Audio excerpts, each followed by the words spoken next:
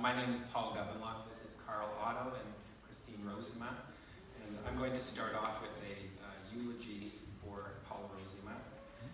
And I've been cautioned to keep it relatively to the point and brief.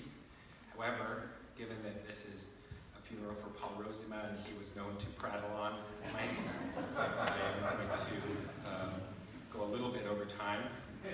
Don't worry, I will get you out of here in time for tea and biscuits. So today we are celebrating the life of Paul Rozema, a man of worldly ideas, a brave heart, and the honesty to reform and find his one true path to God. As they say, my name is Paul Govenlock. I am the son of Alice Govenlock, the second daughter of Paul Rozema. I'm honored to be standing before you here today in remembrance of our Opa, our father, uncle, friend, and talking partner. Paul Rozema, my Opa, the early years. Born on January 25th, 1926 to Martin and Evelina Rozema, Paul was the middle child of 4 boys and 3 girls. Rumor has it, from the moment he entered this world, he was already sharing stories with the midwife of all the exciting things he'd seen in his mother's room. Paul was a very curious boy. Martin and Evelina were dairy farmers, raising their children on a farm just outside of the village of in the northern province of Groningen in Netherlands, otherwise known as Holland, which I will be referring to from here out. Theirs was a life of hard work and little play, just the kind of childhood that would prepare Paul for the great adventures that lied ahead. By 1941, Paul had grown into a precocious, conscientious, and hard-working young man. He completed lower school in that year under the German occupation. In asking Opa what school was like in those days, he recalled regularly being disciplined for speaking up in class out of turn. To quote Paul, "I knew the answer before anyone else did, and the teacher didn't like that very much." He was a talker, except about the war. He rarely talked about the war. After completing lower school, Paul attended 2 years of Boera agriculture school, and then was enlisted with the Dutch army after the war. The story goes that he refused to shoot and bayonet the dummy targets and thus was assigned to the kitchen for a year's duty. In 1949, Paul, a mere 23 years of age, packed his belongings into a suitcase and set off for the New World with his brother Menza aboard the Aquitania, which is, as I am told, a ship modeled after the Titanic, converted to transport troops to Europe during the war, and then repurposed after the war to bring entrepreneuring young spirits to the New World.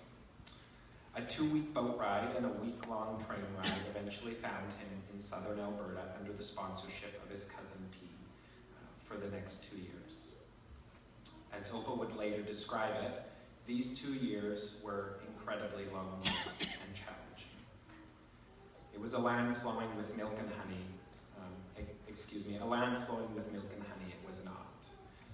He was far away from home and in a new land trying to learn a new language and a new way of life. One can only imagine how difficult that would have been. And so, as any lonely young man does, Paul set a new challenge for himself, to find a wife. Back to Holland he went. In 1951, he was set up on a date with Teresa Musinga by his brother's wife, Meme. And on April 10, 1953, Paul and Teresa were married. Paul was 26 years old at this time. 19 days after the wedding, the newly married couple were back out on the ocean seas and setting back for their new home in Canada. Arriving in Canada, Paul and Teresa moved into Winterburn, which is located just west of Edmonton, present-day Anthony Henday, where Paul built a kleine huska, a tiny house, for the family to live in. This tiny house had a porch with a tiny cellar area in the front where tiny children could be conveniently tucked away if they were misbehaving. It had a wood-burning stove centered around the kitchen with a small bedroom in the back. Eventually an addition was added on, all told no more than 400 square feet. This is the house that they would live in until just before Agnes's 11th birthday, I'm told. Martin and Agnes and Alice were born here in Vancouver. They were the first generation of the Canadian Rosemas. During these early years, Paul and Teresa worked very hard. Paul worked in home construction, bicycling into downtown Edmonton every day, even riding through the winter months. Eventually, with the money that the family had saved up, Paul and Teresa were able to purchase 2 quarter sections of land, and in 1960, the family moved the Kleine Huska out to South Cooking Lake, just east of the city. A month later, Tony was born. Things were good on the Rozema property. Over the decade, the family cleared trees, picked a never-ending supply of rocks and roots, and hosted an ever-revolving door of Dutch relatives. The first of what would be many dairy cows were already on the farm when they relocated there in 1960. By 1980, at the height of Paul's dairy empire, he had more than 60 active milking cows with more than 600 liters of milk being produced on a daily basis. I'm also told that on an annual basis, they were producing over 20,000 square hay bales, and just to put it into context, the property was roughly 80% forest cover at the time that they moved in, and by the mid-1980s, it was roughly 80% agricultural land. So we can only imagine how many roots and rocks and tree stumps were picked during the children's downtime. By 1967, the family had outgrown the Kleine Huska, purchasing a new home and moving it from its original location just east of the university out to the farm property. The big white rock would soon fall.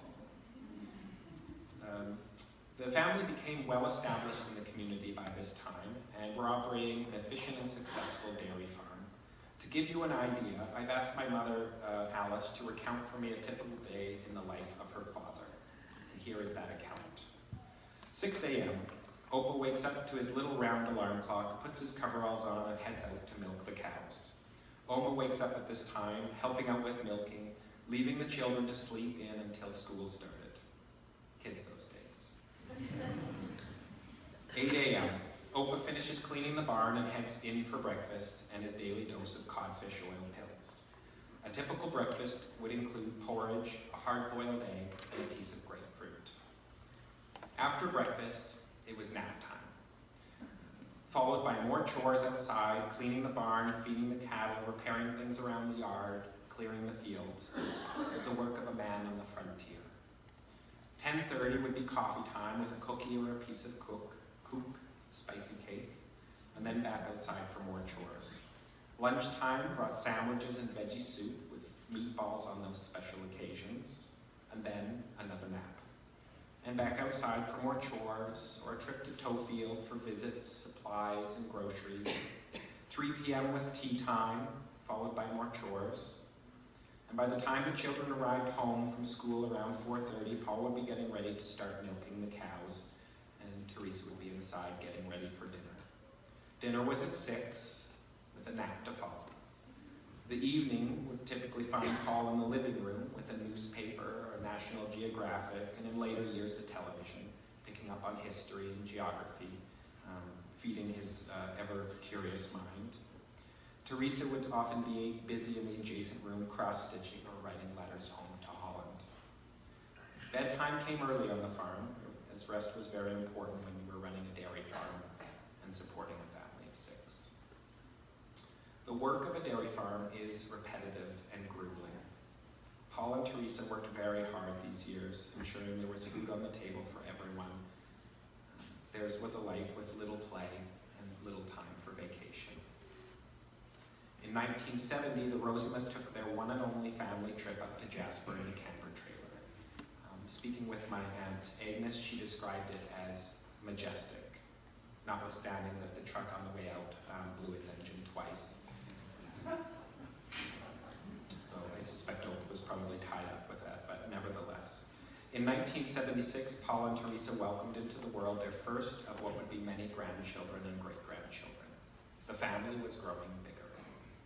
In 1993, Paul and Teresa celebrated their 40th wedding anniversary with a packed hall of friends and family. The Rozema clan at this time had grown from just 1 in 1948 to more than 27. In 1997, Oma and Opa took their one and only trip back to Holland together. This would be the last time Opa would see his homeland. Canada was his new home. Over the next 20 years, Paul would face many new challenges in his life, including the loss of his beloved wife Teresa in 2009, 2 strokes, retirement, and the selling off of the last of his dairy cows, eventually transitioning into the city. Paul Rozema was the hardest working, lazy man you ever did know. He would say so himself. His son Martin, however, reminded me that lazy is a relative term.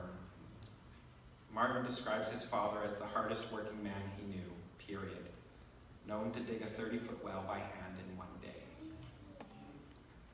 Paul was an open-minded and curious man. His time in the Millwoods condo would provide him the opportunity to meet Canadians from all walks of life. He loved this diverse Canada. He was also a powerful example of how God can work through you, showing you the pathway to peace, forgiveness, and eternal salvation. Perhaps the most important moment in his life came near the end of his life. In his 70s, Paul Rozema found God. And in God, he found forgiveness. He would share this story over and over again with whoever would listen for however long they would listen. For Paul was a talking man, a man open to learning and sharing what he had learned with his neighbor. I, like many of you seated here today, have learned a great deal from Paul Rozema. He wasn't a perfect man, and he never would have claimed to be, but he preached forgiveness till his last day here on earth. And this, I think, is one of his greatest legacies that he leaves behind for us. Thank you, Opa. Paul is survived by his 4 children, 17 grandchildren, 22 great-grandchildren, and 1 great-great-grandchild.